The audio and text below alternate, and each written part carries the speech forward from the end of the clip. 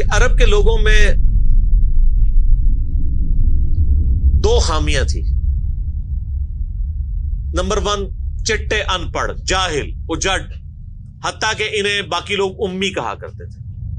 امی نیرے ان پڑھ.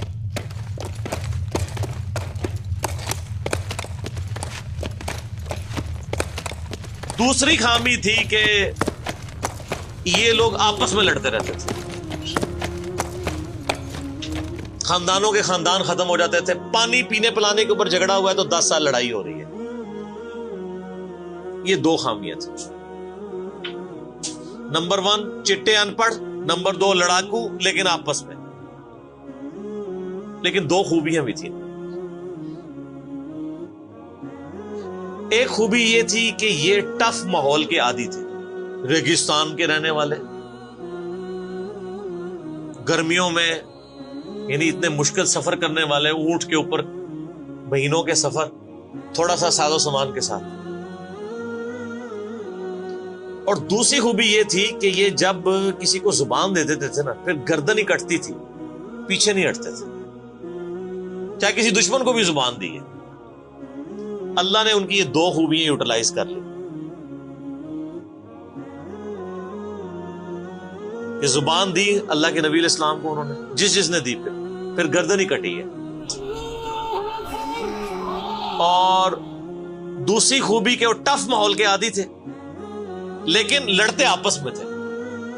اللہ تعالیٰ نے ان کی خامی کیسے پوری کی کہ ان کو ایک لیڈر ایسا دے دیا جس نے سارے قبائل کو ایک جھنڈے کے نیچے جمع کر دیا، اور جہالت کے لیے دور کرنے کے لیے ان کو ان کی زبان میں کتاب دے دی. اب جس نے سورہ بقرہ، سورہ نساء، سورہ مائدہ حفظ کی ہوئی ہے، اس کے سامنے کوئی کرسچن کا پادری، کیا یہودیوں کا پادری وہ بیٹھ سکتا تھا؟ جتنے ان کے دلائل تھے انہوں نے وہ زبانی یاد کیے ہوئے تھے. تو وہ لوگ جو اپنے آپ کو سمجھتے تھے کہ ہم بڑے علامہ ہیں اور یہ امی ہیں، ان امیوں نے ان کو علم میں بھی الٹ کے رکھ دیا صرف ایک قرآن کی وجہ سے. اور اللہ نے لیڈر دیا، سارے عرب قبائل جمع ہوئے. وہ عربی جو آپس میں لڑتے تھے انہوں نے کبھی یہ سوچا بھی نہیں تھا کہ اگر ہم ایک جھنڈے کے نیچے جمع ہو جائیں تو ہم دنیا کی سپر پاورز کو الٹ سکتے ہیں، رومن اور پرشین امپائر کو. اور دیکھیں سر پھر کیسے الٹا ہے انہوں نے. ود ان 17 ایئرز ہر چیز اڑا کے رکھ دی ہے. صدیوں کی سلطنتیں، لاکھوں کی ریزروڈ آرمیز رومن اور پرشینز کی پوری دنیا پہ حکومتیں کر رہی ہیں، جدید اسلحہ ہے. اور ادھر یہ بدو ہیں جن کے پاس اونٹ ہیں، گھوڑے ہیں، تلواریں ہیں. نہ منجنیق انہوں نے کبھی دیکھی، نہ ان کے پاس اس طرح کے ہاتھی بڑے بڑے جو پرشینز کے پاس تھے. بس چل پڑے، کلمہ پڑے اور نکل کھڑے ہوئے. پھر دنیا نے دیکھا کہ ہر چیز کو الٹ کے رکھ دیا، انہی کے اسلحے ان سے چھین کے انہی کو الٹ دیا.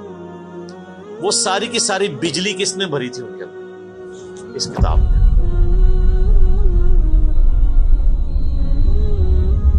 یہ کتاب تھی. کتاب پڑھتے تھے، ایمان تازہ کرتے تھے. جہاد کا کیوں ذکر ہے اتنا قرآن کے اندر؟ کیونکہ اللہ نے ایک ایسی امت اٹھانی تھی جس نے تلوار کے زور پہ اکھاڑنا تھا رومن اور پرشین. ہم مانتے ہیں کہ اسلام تلوار کے زور پہ پھیلا ہے، لیکن یہ تصویر کا ایک رخ ہے. تصویر کا دوسرا رخ یہ ہے کہ جو بدماش صدیوں سے دنیا پہ حکمران تھے اور لوگوں کی رعایا کا استحصال کر رہے تھے، اپنی رعایا کا، ان پہ انہوں نے اتنے ٹیکسز لگائے ہوئے تھے. ان کو اکھاڑنے کے لیے کیا میٹھی میٹھی باتیں چاہیے تھی؟ طارق جمیل صاحب کے لیکچرز نے رومن اور پرشین امپائر اکھاڑنی تھی. یہ تو ان لوگوں کے لیے مسلمان ہو چکے ہیں. بدماش کب اپنی پوسٹ چھوڑتے ہیں؟ ان کو پھر اسلحے کے زور پہ ہی اکھاڑنا تھا. اور پھر اللہ نے صحابہ کرام کی تلواریں مسلط کی ان کے اوپر. جب اکھاڑ دی، فریڈم آف ایکسپریشن مل گیا، پھر معاملات سیدھے ہو گئے. اس زمانے میں بادشاہ کا دین رعایا کا دین ہوتا تھا. اگر کوئی رعایا کہے نا کہ میں بادشاہ کے دین سے الگ ہوتا ہوں، قتل ہو جاتا تھا. آپ پتہ عیسائیت کیسے پھیلی ہے؟ یہ تو سارے بت پرست تھے. کانسٹنٹائن 2 جس کے نام پہ قسطنطنیہ شہر تھا جو بعد میں مسلمانوں نے فتح کیا، سلطان محمد فاتح نے، ٹرکی والوں نے اس پہ ایک فلم بھی بنائی ہے، اردو ڈبنگ کے ساتھ ہے، ایک ہی نشست میں آپ دیکھ سکتے ہیں 2.5-3 گھنٹے کی. جو فلمیں دیکھتے ہیں ان کے لیے، مولویوں کے لیے نہیں. تو اس نے وہ قسطنطنیہ فتح کیا، پھر اس کا نام استنبول رکھ دیا. وہ کانسٹنٹائن 2 جو تھا وہ کرسچن ہو گیا تھا. چونکہ وہ کرسچن ہوا تو پوری رعایا 3 براعظموں میں پھیلی ہوئی وہ کرسچن ہو گئی. ایسے کرسچینٹی پھیلی ہے. تو رعایا کو وہی دین رکھنا ہوتا تھا جو حکمران کا. پہلے حکمران بت پرست تھا، عیسائیوں پہ ظلم ہوتے تھے. بعد میں جب حکمران ہی مسلمان ہو گیا، اس زمانے ظاہر عیسائیت اسلام کا ہی نام تھا، تو سارے پیچھے اس امام کے. یہ بڑا خطرناک معاملہ تھا. دوسری طرف پرشین جو ہیں وہ آتش پرست تھے، ان کے نیچے آتش پرستی کا دین چل رہا تھا. تو یہ پھر ضرورت تھی کہ فریڈم آف ایکسپریشن دیا جاتا. اسلام نے تلوار کے زور پہ ان کو اکھاڑا، ان کی بدماشیاں ختم کی، اور ایسی ختم ہوئی کہ بخاری مسلم کی حدیث ہے، نبی علیہ السلام نے فرمایا ان قریب کیسر ختم ہو جائے گا، پھر قیامت تک کوئی کیسر نہیں ہوگا. ہائے ہائے ہائے سر، یہ پروفیسیز اللہ کی تائید کے ساتھ ہی کوئی دے سکتا ہے. ان قریب کسرا ختم ہو جائے گا، قیامت تک کوئی کسرا نہیں ہوگا. دیکھ لیں 1500 سال ہو گئے ہیں، نہ رومن امپائر دوبارہ بنی، نہ پرشین امپائر دوبارہ بنی. حتیٰ کہ اب تو وہ کانسیپٹ ہی ختم ہو گئے، ملکوں والا کانسیپٹ آ گیا. اور اس زمانے میں یہ بات کرنا ایک ایسے شخص کا جس کے اوپر ایمان لانے والے گنتی کے لوگ ہوں، بہت بڑی بات. اور اللہ نے پھر اکھڑوایا. اور آج فریڈم آف ایکسپریشن ایسا ہے کہ آج تلاوت ہو رہی ہوتی ہے تو ٹرمپ بھی بیٹھ کے سن رہا ہوتا ہے. کیوں؟ حالانکہ وہ کرسچن ہے. فریڈم آف ایکسپریشن آ گیا. آپ جائیں امریکہ میں، آپ کسی مارکیٹ میں مسلح ڈال کے نماز پڑھیں، کوئی آپ کو منع نہیں کرے گا. الٹا آپ کے ساتھ سیلفیاں بنا رہے ہوں گے کہ یہ کیا ہو رہا ہے. تو پہلے کوئی سوچ سکتا تھا کہ فرعون کے سامنے کوئی نماز پڑھتا؟ جادوگروں نے ذرا سی بات کی، ایمان لے کے آئے تو میں تمہیں سولی دے دوں. تو یہ اسلام اس دور جدید کا خالق ہے، اور یہ دور جدید کو تخلیق جو اسلام نے دی ہے وہ قرآن کے ذریعے. ایک علامہ وحید الدین خان صاحب ہیں انڈیا کے، 90+ ان کی ایج ہے. انہوں نے کتاب لکھی ہے اسلام دور جدید کا خالق. اسی ٹاپک کو ایڈریس کی، کمال کی کتاب ہے وہ، اور پڑھنے سے تعلق رکھتی ہے. آپ گوگل سے اس کا PDF بھی ڈاؤن لوڈ کر سکتے ہیں، چھوٹی سی کتاب ہے. انگلش میں بھی ایک کتاب لکھی ہے گاڈ رائزز، خدا ابھرتا ہے. خدا پھر جو ابھرا ہے نا جی قرآن کے ذریعے. خدا کو تو خیر مخلوق کی ضرورت نہیں ہے، لیکن مخلوقات نے جو تماشا بنایا ہوا تھا نا، اس تماشے کو ہمیشہ کے لیے اللہ تعالیٰ نے اپنے پیغمبر امام اعظم سیدنا و مولانا محمد رسول اللہ صلی اللہ علیہ وآلہ وسلم کے ذریعے شرک کا خاتمہ کر کے قیامت تک کے لیے جو دین اسٹیبلش کیا اس کتاب کے ذریعے. اب یہ کتاب قیامت تک نبی علیہ السلام کا معجزہ ہے. یہ کتاب ہے سر جس نے دنیا پلٹ دی. اور یہ وہ کتاب ہے جو ہم صرف اپنی بچی کو جب رخصت کرنے لگتے ہیں نیچے سے گزارتے ہیں، ٹھیک ہے، اور چوم کے غلاف میں رکھ دیتے ہیں. اس سے زیادہ اس قرآن کو ہم کوئی اہمیت نہیں دیتے.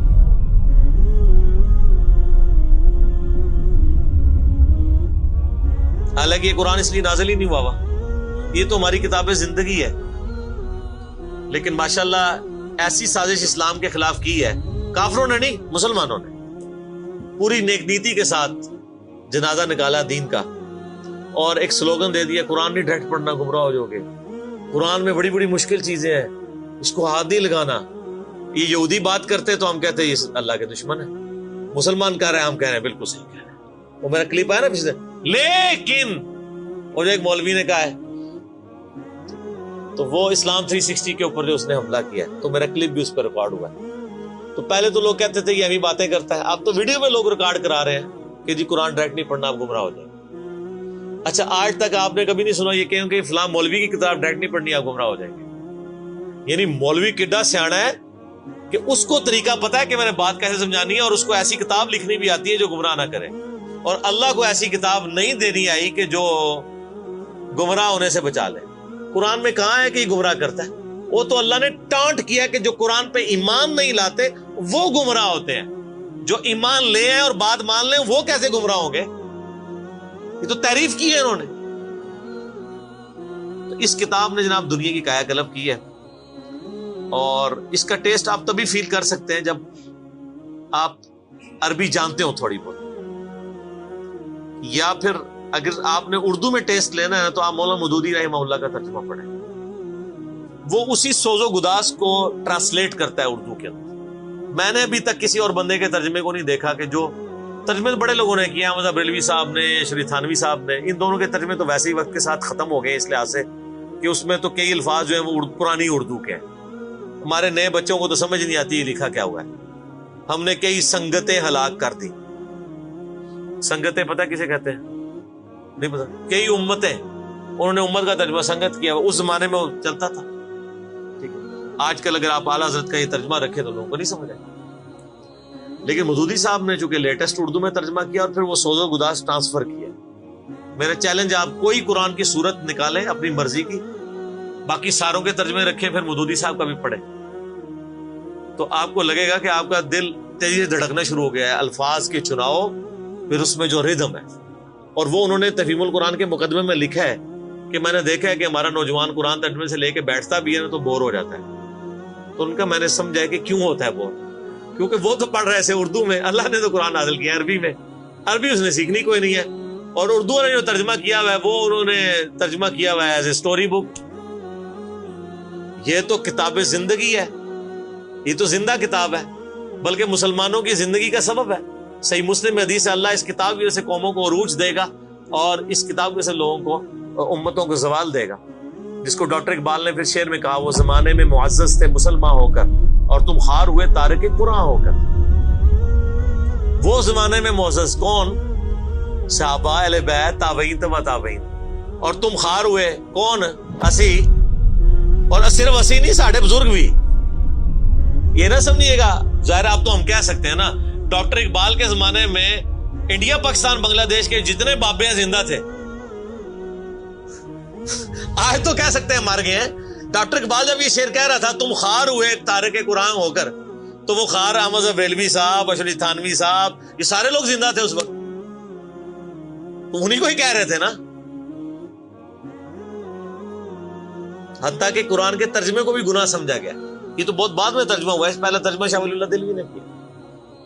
پہلے تو لوگ کہتے ہیں قرآن کا ترجمہ کرنے کی ضرورت نہیں ہے، اور یہاں لوگ کہتے ہیں بزرگوں کی بڑی خدمات ہے۔ ہم پوچھتے ہیں 1000 سال سے بزرگ یہاں بیٹھے ہوئے ہیں، کسی ایک بزرگ کا قرآن کا بخاری کا ترجمہ مجھے دکھا دیں کہ جی یہ سلطان بہو نے دیکھے جی قرآن کا ترجمہ کیا، یہ جی داتا صاحب نے بخاری شریف کا ترجمہ کیا۔ کیا انڈیا، پاکستان، بنگلہ دیش کے لوگوں کی زبان عربی تھی؟ فارسی تھی نا؟ تو کسی بزرگ کو توفیق نہیں ہوئی ہے کہ قرآن کا فارسی میں ترجمہ کر دے۔ اتنا بڑا چھکا میں نے مارا ہے کہ قیامت تک یہ روئیں گے۔ آندہ کو کہنا بزرگوں کی خدمات ہیں۔ ہمارے پرائم منسٹر صاحب بھی کہتے ہیں نا جی وہ فرید الدین گنج شکر کی بڑی تعلیم۔ فرید الدین گنج شکر صاحب نے کون سا قرآن کا ترجمہ کیا؟ اگر کسی نے قرآن کا ترجمہ ہی نہیں کیا، بخاری مسلم کا ترجمہ ہی نہیں کیا، وہ کیا خدمات کرتا رہے؟ وہ اپنی تعلیمات دیتے رہے۔ صحیح غلط اس کا فیصلہ ہم نہیں کرتے، وہ تو پھر میں اور طرف چل پڑوں گا۔ صرف جو خدمات والا ڈونگ رچایا ہوا ہے نا وہ میں آپ کو بتا رہا ہوں۔ جتنوں کے مزار بنائے ہوئے آپ نے، کسی ایک کا ترجمہ دکھا دے قرآن کا، تو یہ پھر انہوں نے جان بوجھ کے سیاست کی اسلام کے نام کے اوپر، اپنی باتیں کرواتے رہے۔ سر ان کو پتا تھا قرآن کا ترجمہ ہو گیا، سورہ زمر اور سورۃ الانعام اگر اردو میں آ گئی تو بابوں کو کس نے پوجنا ہے؟ سر بخاری کا اگر ترجمہ ہو گیا تو ساروں نے تو رفع الیدین سے نماز پڑھنی ہے، بابے سارے بغیر رفع الیدین والے نے۔ یہ وجہ تھی کہ بڑی ہوشیاری ہے انہوں نے، یہ نہ سمجھو بولے سمجھے، بہت ہوشیار سمجھے۔ اور دیکھ لینا پھر اب رزلٹ سامنے آ گیا، جدھر ترجمے ہوئے ہیں وہ کہنا نہیں پیو دادے تے ایتھے ہاتھ بندہ سی، اے ایتھے بندہ ہے، تو رزلٹ نکل آیا نا۔ اسی لیے بزرگ جو کام کرتے ہیں وہ حکمت سے خالی نہیں ہوتا۔ ہاں انہوں نے بڑی ہوشیاری دکھائی ہے آپ کے ساتھ، لیکن اللہ کا وعدہ ہے هو الذی ارسل رسولہ بالہدی ودین الحق لیظہرہ علی الدین کلہ۔ قرب قیامت سے پہلے دین کو غلبہ ملنا ہے، غلبہ بابوں کے ذریعے نہیں ملنا تھا، اسی کتاب سے، جس کتاب نے پہلے غلبہ دلایا۔ اب آج دیکھیں بچہ اینڈرائیڈ فون کھولے ہوئے ہے، کوئی آیت آتی ہے ترجمہ پڑھ لیتا ہے۔ تو سر یہ خدمت تو پھر انہوں نے کی ہے نا اسلام کی۔ اچھا یہ اینڈرائڈ فون کس رحمت اللہ علیہ نے بنایا تھا؟ وہ کہتے ہیں بزرگ تے دنیا ہی کلپ کر دے نگاہ مار کے. وہ بزرگوں نو لے آؤ تے ٹھیپا موبائل نیچے چلا سکتے. آپ مجھے بتائیں میں کسی بزرگ کو قبر سے نکالوں اور اس کو یہ موبائل چلا لے گا؟ آپ کا بچہ چلا لیتا ہے. اور کسی کا اگر اتنا ایمان ہے نا بزرگوں کے اوپر تو آج والے بزرگوں پہ بھی ہے. تو میں نے ان کو بڑی دفعہ مشورہ دیا ہے کہ بزرگ جو جناب دنیا چلا رہے ہیں تو میں ان کو کہتا ہوں آپ کو بزرگوں کے ساتھ جہاز پہ بٹھاتے ہیں. جب 10 کلومیٹر ہائٹ پہ پہنچ جاتا ہے یہ بوئنگ جہاز, جب پہنچے تو ہم پائلٹ کو کہے تو تے پائی بسم اللہ پڑھ کے تے پیراشوٹ نال کود جا. بزرگ چلان تے جہاز لینڈ کران, وہ کتنے لینڈ ہوئے گا جہاز؟ بزرگاں دے مرید بھی اس جہاز ہی نیچے بیٹھ لگے جہاں تمہیں کہتے ہیں بزرگ دنیا چلا رہے ہیں, ان کو بھی پتا ہے جہاز کو نہیں لینڈ ہونا. اور جو جہاز نہیں لینڈ کرا سکتا, میں کہتا ہوں کسی بزرگ کو آپ لا کے جہاز کے کاک پیٹ میں بھی بٹھا دینا, وہ نہیں لینڈ کرا سکتا. ہاں لینڈ کرائے گا اگلے جہاں جا کے, وہ بھی وہ نہیں کرائے گا, خود ہی ہوئے گا. سب کہانی ہے, کہانیوں کا دور ختم ہو چکا کیونکہ اب ایک نعرہ عام ہے. کون سا؟ کہ نہ میں وابی نہ میں بابی, میں ہوں مسلم علمی کتابی. تو یہ علمی کتابی جب ہم کہتے ہیں تو وہ علم کون سا علم ہوتا ہے, وہ کتاب کون سی کتاب ہوتی ہے؟ یہ اللہ کی کتاب جس پہ ہم بات کر رہے ہیں. تو آپ دیکھیں میں اس پہ بھی 30-35 منٹ لگ گئے. اب آپ آ جائیں سورہ النبا.